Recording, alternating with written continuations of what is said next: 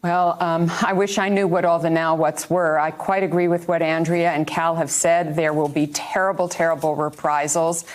They will likely happen in the Middle East, but they could happen really anywhere in the world. And as both of these journalists have pointed out, we have people all over the world that could become targets. And of course, our military in Iraq are targets. Our embassy in Baghdad is a target.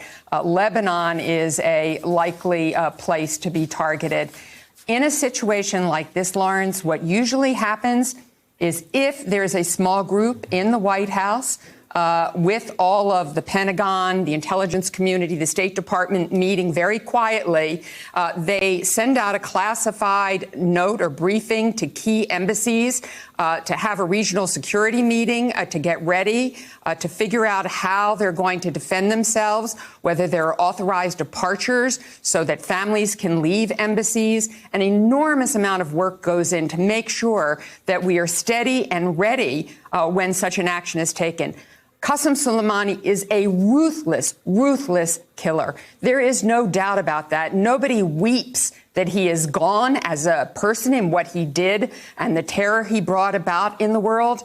But that said, the Obama administration, at least to my knowledge, did not go after him and target him because we understood what the consequences were. We were in the midst of diplomacy. We hoped that we would find a peaceful path, understanding that there were many issues in Iran that still had to be addressed besides their nuclear program, and we had the sanctions, the tenacity, the alliances to do it.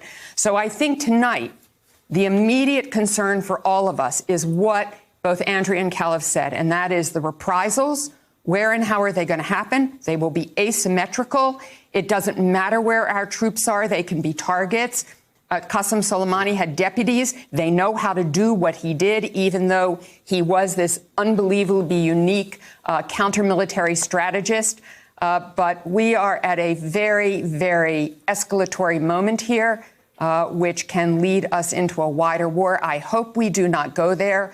I pray with all of my heart that the Trump administration has a plan and a strategy, but all I've seen to date in their Iran policy is one-off actions, and this one-off action can have unbelievably horrific consequences. Thanks for checking out our YouTube channel. Subscribe by clicking on the button below for more from The Last Word and the rest of MSNBC.